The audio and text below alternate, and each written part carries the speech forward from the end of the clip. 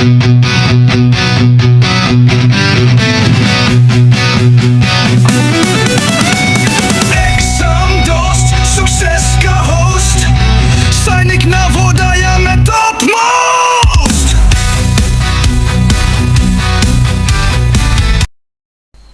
and welcome everybody to the session on changes around us, physical and chemical. You must have seen many times in the question paper that whether this given change is a physical change or it is a chemical change. So today we will understand. Start with some basic diagram. I placed a cube of ice here half an hour ago. It has now become water. A bud that I saw yesterday on this rose plant has now become a flower today. So they are talking about some changes. The bottle containing cold water is not cold anymore. Yesterday I saw some brown spots on a banana, but today it has more brown spots and a strong smell. These students are describing some changes. What kind of changes are they talking about? You might have observed various changes happening around, and some of them are listed here. You may notice that something is changing in each case. Take a moment to reflect. Record your observation. Melting ice cube, chopping vegetables, boiling water, making popcorn from corn, cutting a piece of paper, adding beetroot extract to water, burning wood, drying wet clothes, making small balls of dough, rolling small balls of dough into chapati. Any other changes they say? You might have noticed that these changes could be in the size, shape, smell, any other property of the substance or object. Can you think of some other changes that happen in your surroundings? Make a list of those changes too. We observe the changes occurring around us with the help of our sense of sight, smell, touch, hearing and taste. इस तरह से हम changes को observe करते हैं. Sight से, smell से, touch से, hearing से, taste से. Can we arrange these changes into categories? Yes, we can arrange these changes into categories. A substance may change in appearance but remain the same. तो appearance change हो सकती है लेकिन वो same रहता है. So do an activity to understand. Creating some objects with paper. Take a few sheets of paper, fold them to create new objects. Now do you get the same paper back when you unfold these objects? Yes. इस तरह के paper हमने लिए, इससे अलग अलग objects बनाए. हम इससे प्लेन बना सकते हैं और अगर हम उसे अनफोल्ड करें तो वापस हमें वो पेपर मिल जाएगा. Playing with a balloon. Take a balloon and inflate it. Now loosen your grip and let the air escape out. Do you get the uninflated balloon black? Yes. एक बलून लें, उसमें हवा भर दें, फिर छोड़ दें, हवा बाहर निकल जाएगी, बलून वापस मिल जाएगा. Take another balloon, inflate it and grip the opening tightly. Now prick it with a pen. अब कह रहे हैं कि फिर से एक बैलून लो, उसे फुलाओ, जोर से उसे पकड़ लो और उसको पिन से आप प्रिक करो. What happens? Will you be able to get the uninflated balloon back? क्या हम जब गुब्बारा हम फोड़ देंगे, उस पर पिन लगाएंगे, तो क्या हमें वापस अपना बैलून? नहीं. अब वो तो उसकी शेप चेंज कर दी है आपने, अपीयरेंस उसका चेंज कर दिया. Crushing a piece of chalk. Crush a small piece of chalk into powder. Can you get the chalk piece back from the powder? तो पहले हमने चौक को क्रश करके पाउडर बनाया. अब क्या हम पाउडर से वापस चौक बना सकते हैं? Answer is no. नॉर्मली तो नहीं बना सकते. We'll take some special method. Is there any similarity in the changes in A, B and C? During all these changes, materials such as the paper, the rubber sheet of balloon and the chalk, they remained the same. Though their appearance means their shape or size may have changed. You may also recall in the earlier grades that water can exist in different states, solid, liquid and gas, and can change from one state to another. In all these cases, although we observe a change in appearance, no new substances form. चाहे वो paper fold करके कोई नया shape बनाना हो, चाहे balloon को फुलाना हो, prick करना हो, या फिर चौक को आपने चेंज किया, तो कोई नई चीज आपने नहीं बनाई है. इवन तो उनका अपीयरेंस चेंज हो गया, पाउडर बन गया, गुब्बारा फूट गया, पेपर का साइज शेप चेंज हो गया, नया कोई शेप दे दिया, लेकिन जो एक्चुअल जो उनका सब्सटेंस है वो वही रहा. कोई नया सब्सटेंस नहीं बना. Such changes in which only physical properties like shape, size and state of substances changes are called physical changes. जिसमें क्या चेंज होगा? शेप चेंज होगा, साइज चेंज होगा और उस सब्सटेंस का स्टेट, जैसे बता रहे हैं वाटर सॉलिड से लिक्विड हो जाए, लिक्विड से गैस हो जाए, सिर्फ स्टेट चेंज हो रहा है. This is a physical change. Now let us explore a different type of change. A substance may change in appearance and not remain the same. Substance appearance में भी change हो सकता है और वो अलग भी बन जाएगा. Take 2 glass tumblers or small transparent bottles, mark them A and B. Fill 1/4 of glass tumbler A with tap water and 1/4 of glass tumbler B with lime water. एक में हमने डाला है नल का पानी tap water, एक में हमने डाला lime water. Now blow air into each glass tumbler one at a time using separate straw and observe them. Do not suck the water or lime water while during this. अब एक में पानी एक में लाइम वाटर डाल के हमें इसमें पाइप के थ्रू फूंक मारनी है. अब जिसमें लाइम वाटर हम फूंक मारेंगे कार्बन डाइऑक्साइड आएगा तो व्हाइट हो जाएगा. In glass tumbler A blowing air into water create bubbles only and there is no change in the appearance of water. यहाँ पे पानी है उसमें कोई चेंज नहीं आ रहा. In glass tumbler B blowing air into lime water create bubbles and turns the lime water milky और क्लाउडी. जिसमें आपने लाइम वाटर लिया उसमें ब्लो करेंगे, कार्बन डाइऑक्साइड हम छोड़ते हैं तो वो क्लाउडी हो जाएगा, मिल्की हो जाएगा. That was the presence of carbon dioxide test we have done earlier. If you leave it for some time a white substance settles at the bottom of the glass tumbler indicating something new has formed. Such changes in which one or more new substances are formed are called chemical changes. New substances are formed through a process called chemical reaction. तो जहाँ पर कोई नया substance बन जाए, appearance भी change हो जाए, कोई नया सब्सटेंस बन जाए, that is a chemical change. Happens through chemical reaction. In this case, carbon dioxide from the air you breathe out, जो आपने सेकेंड केस में बी में लाइम वाटर में जो आपने फूंक मार के कार्बन डाइऑक्साइड जो छोड़ा है, it reacts with lime water and forms a new white coloured substance which is calcium carbonate. तो क्वेश्चन पूछा जा सकता है कि जब आप लाइम वाटर में फूंक मारेंगे तो क्या बनेगा? कैल्शियम कार्बोनेट बनेगा. That is insoluble in water, जो वाटर में सॉल्युबल नहीं होगा, पानी में मिक्स नहीं होगा, इसीलिए वो सेटल डाउन हो जाएगा. Therefore the liquid in the bottle appears milky. Along with this a small amount of water is also formed. तो कैल्शियम कार्बोनेट की वजह से इसका कलर वाइट हो जाएगा, थोड़ा सा वाटर भी बनेगा. This formation of new substance indicates a chemical change. The chemical reaction involved in this change can be represented in short form as a chemical equation. तो ये जो चेंज हुआ है इसको हम एक केमिकल इक्वेशन के थ्रू रिप्रेजेंट कर सकते हैं, जिस calcium hydroxide is the lime water we have discussed earlier, plus हमने फूंक मारा कार्बन डाइऑक्साइड तो इससे बना calcium carbonate plus water. Now calcium carbonate is the insoluble white substance जो नीचे हमें दिखाई देगा ग्लास में. The turning of lime water milky is also used as a test for carbon dioxide. Let us explore this with another activity using some substance from our kitchen.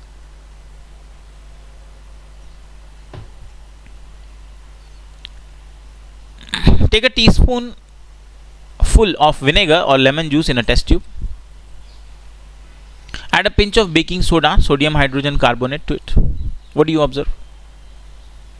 You would hear a fizzing, bubbling sound and see the gas bubbles forming. Pass this gas through freshly prepared lime water kept in another test tube. What do you observe? The lime water turns milky. What do you infer about the gas formed by mixing vinegar and baking soda? तो हमने vinegar और baking soda mix कर दिया है और ये हमने जब इन दोनों को मिक्स करेंगे तो बबल्स बनेंगे और ये इसको हमने लाइम वाटर के थ्रू पास किया. This indicates that the gas formed is carbon dioxide. This activity can also be performed using 2 small used bottle instead of test tube and a flexible straw. So common experiment है, but point ये है कि कई experiment पे भी हमें question पूछे जाते हैं, so you have to be very careful. ये lime water लिया है, baking soda लिया है, इस baking soda और vinegar का mixture ये पास किया है तो कार्बन डाइऑक्साइड गैस के बबल्स आप देख सकते हैं. Now, since a new substance carbon dioxide is formed in this reaction, we say that a chemical change has occurred here, which can be represented as vinegar plus baking soda will give us carbon dioxide plus other substances. Repeat the above activity using baking soda and water Do you observe any bubble formation? Is this a physical or a chemical change? तो chemical process, chemical change को, chemical reaction को इन्होंने identify कर दिया, define कर दिया. Some other processes involving chemical changes. First is rusting. In the topic metals and non-metals, we have discussed about rusting. It is corrosion. In the rusting of iron, which you studied in the topic the world of metals and non-metals, a new brown colored substance called rust is formed. जो brown colour की जो layer आ जाती है iron metal के ऊपर, उसको rust कहते हैं. Thus, rusting is also a chemical change because it involves the formation of a new substance, iron oxide. हमने डिस्कस किया कि मेटल जब ऑक्सीजन के साथ रिएक्ट करेंगे, वाटर के साथ रिएक्ट करेंगे, तो ऑक्साइड्स बनाएंगे, which is basic in nature. Iron metal है, मॉइस्चर के साथ, वाटर और एयर के साथ रिएक्ट करेगा तो रस्ट बनेगा, वो आयरन ऑक्साइड होता है. It's a chemical change. Next, combustion. Let us recall the burning of magnesium ribbon learned in the chapter the world of metals and non-metals. Can you predict if this is a physical or chemical change? तो एक नया powder बन रहा था, magnesium oxide बन रहा था. When the magnesium ribbon is burnt, a new substance, magnesium oxide, is formed. So the burning of magnesium ribbon also involves a chemical change. We observed that heat and light are also produced along with the formation of a new substance in this reaction. Heat और light भी निकल रही थी. Equation में से लिख सकते हैं, मैग्नीशियम रिबन फॉर्म में, ऑक्सीजन एयर में बनता है magnesium oxide plus heat plus light.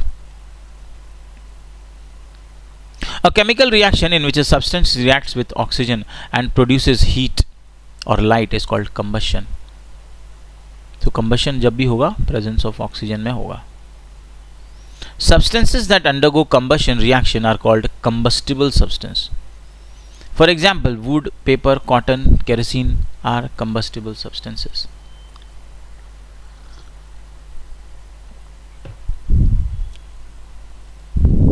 Let us find out whether the presence of oxygen is essential for combustion. Yes, it is very essential for combustion. Place two identical candles on two separate petri dishes and light them. ये दो हमने candle रखे dish के ऊपर और हमने दोनों को जला दिया. Cover the one with a glass tumbler as shown here. What happens to the candle flame in the two cases? आप जैसे ही एक को कवर कर दोगे ग्लास टम्बलर से, आप देख सकते हो यहाँ पे, तो ये जो कैंडल है ये नहीं जल रहा है. It is turned off. So we observe that the candle that was not covered continues to burn, whereas the candle that was covered with a glass tumbler stops burning after some time. Why does this happen? Since the candle covered by glass tumbler does not have a continuous supply of air. Air में क्या है? Oxygen है. क्योंकि उसे, जिसको आपने cover कर दिया, उसे कंटिन्यूस ऑक्सीजन नहीं मिल रहा है. The flame gets extinguished soon. The component of air that supports combustion is oxygen. This can be confirmed by the presence of carbon dioxide in the glass tumbler inverted on the candle. How can you test the presence of carbon dioxide? You can test the carbon dioxide gas by adding a small amount of lime water in the petri dish.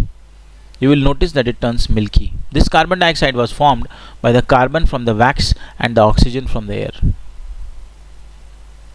In other words, oxygen is required for combustion. तो यहाँ पर ये वाला text थोड़ा सा important हो जाता है. हमने पहले डिस्कस किया है कि कार्बन डाइऑक्साइड को हम लाइम वाटर से टेस्ट कर सकते हैं, वो मिल्की हो जाएगा. और ये कार्बन डाइऑक्साइड कैसे बना है? वैक्स में जो कार्बन है और एयर में जो ऑक्सीजन है, उन दोनों से मिलकर बना है. Science and society. If a person's cloth catch fire, what is the best way to extinguish? Wrap the blanket or cloth around the person. This will cut off the supply of air and the fire gets extinguished. आपने देखा होगा कि कई लोग, कभी कभी ऐसा incident हो गया कि आग लग जाती है, तो सबसे अच्छा तरीका है कि उसको ब्लैंकेट से कवर कर देना. इससे आप क्या करते हैं? एयर सप्लाई, बेसिकली ऑक्सीजन की सप्लाई आप कट कर देते हैं, जिससे combustion process बंद हो जाएगा. Synthetic blankets or clothes should never be used to put out a fire, as these can melt and stick to the skin. So synthetic blanket आप मत यूज करिए, क्योंकि वो मेल्ट हो जाएंगे, स्किन पे चिपक जाएंगे. Fascinating facts. Nature's wonder. You might have seen some insects emitting light in a garden or a field in late evenings. These insects are called fireflies, and their light is produced by a chemical change. This type of light production without heat in living organism is called bioluminescence. Question पूछा जा सकता है। किस में मिलता है? Fireflies में मिलता है, देखा है आपने उनको, तो उनमें लाइट तो होती है पर हीट नहीं होती है। That is bioluminescence. Is the presence of air enough for combustion? We have learned above that combustible substance and oxygen are necessary for combustion. We also know that paper is a combustible substance, but we can keep it in the air for any length of time without it catching fire. So what else is needed to start combustion? ये कह रहे हैं कि air तो necessary है combustion के लिए, और क्या नेसेसरी है? क्योंकि अगर आपने एक पेपर लिया, पेपर को ओपन में रख दिया, तो अपने आप एयर में वो फायर कैच नहीं करेगा। Perform this activity under the supervision of your teacher. Hold a piece of paper with a pair of tongs and bring a lighted matchstick to it. Quickly catches fire. Do we say that we need a fire to start the burning process? Take another piece of paper using a magnifying glass. Focus the sun rays to make the smallest and brightest spot on the paper. Hold it there for some time. इस तरह के experiment आपने जरूर magnifying glass से किए होंगे। This is एक concave mirror की तरह, कनकेव लेंस की तरह ये काम कर रहा है, जो फोकस कर रहा है लाइट को, एक सनलाइट को एक स्पेसिफिक पॉइंट पे। Now we observe that the paper starts to emit smoke. कुछ देर में आप देखेंगे धुआं निकलेगा, and then catches fire. Thus we find a substance can burn even without fire. How do we explain this change? Now understand, focusing sun rays on the paper heats it. जब आपने magnifying glass से sunlight को एक specific point पे heat focus किया है, तो वहाँ पे हीट बन रही है, पेपर गर्म हो रहा है। The temperature of the paper increases with time, और धीरे धीरे पेपर का जो इस पार्ट पर जहाँ पर आप फोकस कर रहे हैं वहाँ का टेम्परेचर बढ़ रहा है। And after some time the paper becomes so hot that it starts burning. This minimum temperature at which the substance catches fire is called its ignition temperature. तो वो टेम्परेचर जिस पे कोई भी ऑब्जेक्ट या सब्सटेंस आग पकड़ लेगा, it will catch fire, that is called ignition temperature. आप देखते होंगे पेपर जल्दी आग पकड़ लेता है, लकड़ी थोड़ा टाइम लगाती है, कपड़ा और जल्दी, based on what fibre it is, वो और जल्दी आग पकड़ लेता है. ये ऐसा इसलिए होता है क्योंकि इन सभी का इग्निशन टेम्परेचर अलग अलग है. इग्निशन टेम्परेचर वो टेम्परेचर होता है जिस पे कोई भी चीज फायर कैच करेगी. Since this temperature of the lighted matchstick was already higher than the ignition temperature of the paper, it caught fire almost immediately. अब आप माचिस से अगर पेपर जलाओगे तो माचिस से जो जलाने पर जो हीट निकल रही है वो इस पेपर के इग्निशन टेम्परेचर से ज़्यादा है. और अगर आपको कोई भी चीज़ जलानी है तो उसके इग्निशन टेम्परेचर से ज़्यादा टेम्परेचर आपको देना पड़ेगा. So we can conclude that for the combustion process to occur, there are three requirements. A combustible substance, also called fuel, ऐसी चीज़ जो जल सके. पहला तो अगर वो जल ही नहीं सकती तो फिर वो that is not the combustion process will take place. Second is oxygen हमें चाहिए, air basically. And third, heat that allows the fuel to reach its ignition temperature. तो तीन चीज़ें देनी है. पहला तो सब्सटेंस, एक कंबस्टिबल सब्सटेंस हो सकता है, एक फ्यूल होना चाहिए. सेकंड एयर चाहिए. तीसरा हमें उसको एक मिनिमम हीट देनी पड़ेगी, जो इग्निशन टेम्परेचर वाली हीट जिस पे वो फायर कैच करेगा, इतनी हीट हमें देनी होगी. Can physical and chemical changes occur in the same process? What changes take place when a candle is lit? Let us understand.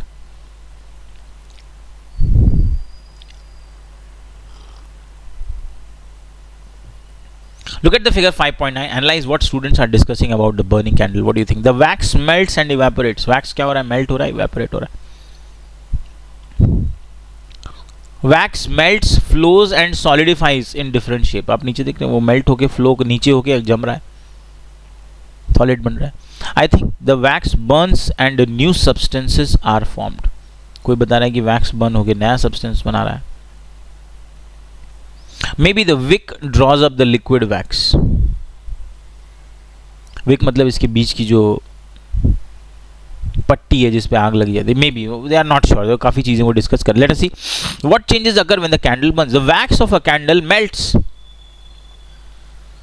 is carried up the wick and evaporates due to the heat of the flame.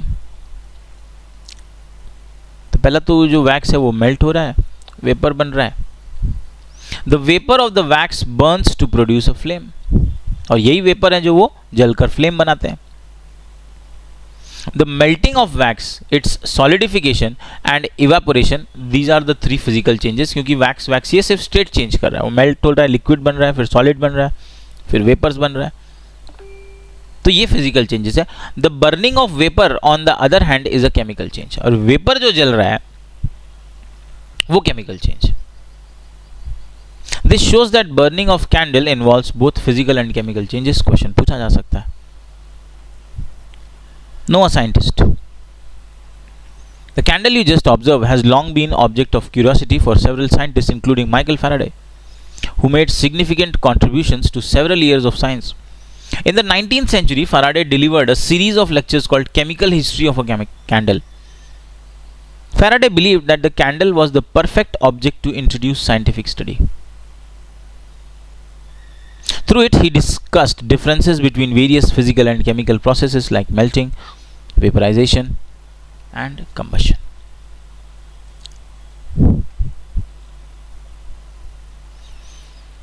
Are changes permanent? Once something has undergone a change, can we get it back in the original form? Let's discuss. Think again about all the changes that we have discussed or talked about so far. In which of these can we get back the object or substance in the form we started with? Melting ice cube. क्या उसे वापस ice बना सकते हैं? बिल्कुल बना सकते हैं. चॉपिंग वेजिटेबल, क्या उसको चॉप करने के बाद फिर से वेजिटेबल बना सकते हैं? नहीं बना सकते. बॉइलिंग वाटर को वापस अपने स्टेट पे बिल्कुल ला सकते. मेकिंग पॉपकॉर्न फ्रॉम कॉर्न नहीं बना सकते. Now returning to the original object और substance with which we started shows that the changes we brought can be reverse. तो जहां पर आप ओरिजिनल सब्सटेंस को, जैसे हमने पेपर को फोल्ड किया, फोल्ड करने के बाद वापस हमने उसे अनफोल्ड कर दिया तो अपने ओरिजिनल स्टेट पे, that is something which is reversible change. For example, when ice melts it can be refrozen to ice. Similarly, when water evaporates, it can be condensed back into liquid water. However, some changes cannot be reversed since we cannot get the original object or substance back after the change. For example, chopped vegetables, आप उसे वापस वही shape, वही size नहीं देंगे. They cannot return to their original size and shape. Making popcorn, they cannot go back to its original form. Thus, changes around us could be grouped into those that can be reversed or reversible changes, and those that cannot be reversed, irreversible changes. Are all changes desirable? Many useful changes happen in our daily life. For example, the changing of milk into curd, ripening of fruits, cutting of fruits, cooking of food. These all are important and required changes. All these are desirable changes. Can you think of some other desirable changes happening around you? Many actually.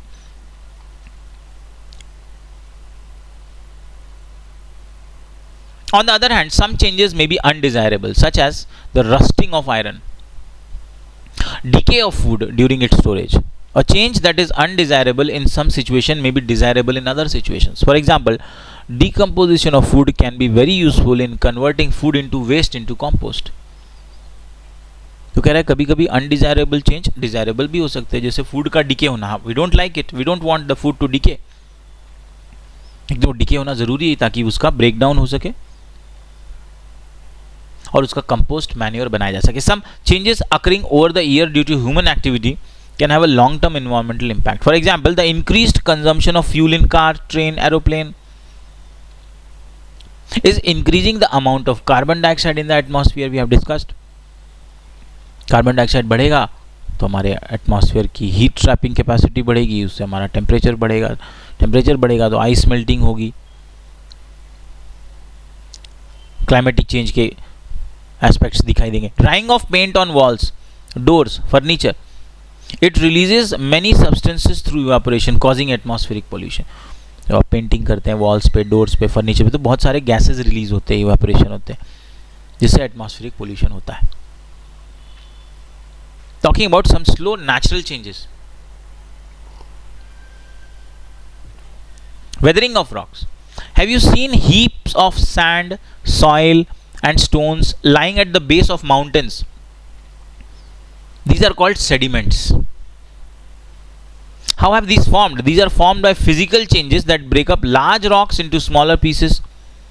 बड़े बड़े rock से छोटे छोटे pieces बने जिन्हें sediment कहते हैं. Temperature changes due to the climatic condition, growing roots of trees and even freezing of water within cracks of the rocks that can cause them to break. तो ये rocks के break होने के अलग अलग बता रहे हैं कि roots निकल जाएंगे, टेम्परेचर से वो break होंगे, rocks के बीच में पानी जम जाएगा जिससे rocks टूटेंगे. Water or chemicals present in water can also react with the rocks and cause chemical changes in their composition. rocks में जो पानी present है वो रॉक बेसिकली मिनरल होते हैं, उससे रिएक्ट करके वो उसको केमिकल चेंजेस उसमें लाएंगे. An example of such chemical change is originally a black colored rock called basalt which contains iron has chemically changed to produce a red colored layer. The red color is a result of iron oxide produced when the rock surface was exposed for a long time to water or air containing water vapor. तो black colour का जो basalt होता है, एक black coloured rock है, over the time उसमें iron होने की वजह से, एटमॉस्फेरिक रिएक्शन की वजह से वो आयरन ऑक्साइड में बदल जाता है जो कि रेड कलर का होता है, पर इसमें काफ़ी टाइम लगता है. These physical and chemical changes in rocks are collectively called weathering. यही वेदरिंग कहलाता है. इंपॉर्टेंट है, वेदरिंग को पूछ सकते हैं. अब तक ये डेफिनेशन नहीं थी. Physical and chemical changes of rock is called weathering. अब तक हमने पढ़ा वेदरिंग मतलब रॉक ब्रेक डाउन हो जाता है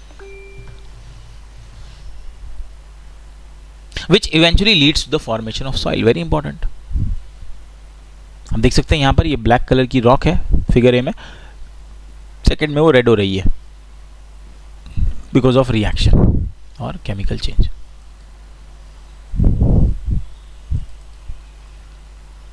Erosion. Have you noticed fine sand collecting on riverbeds or in lakes?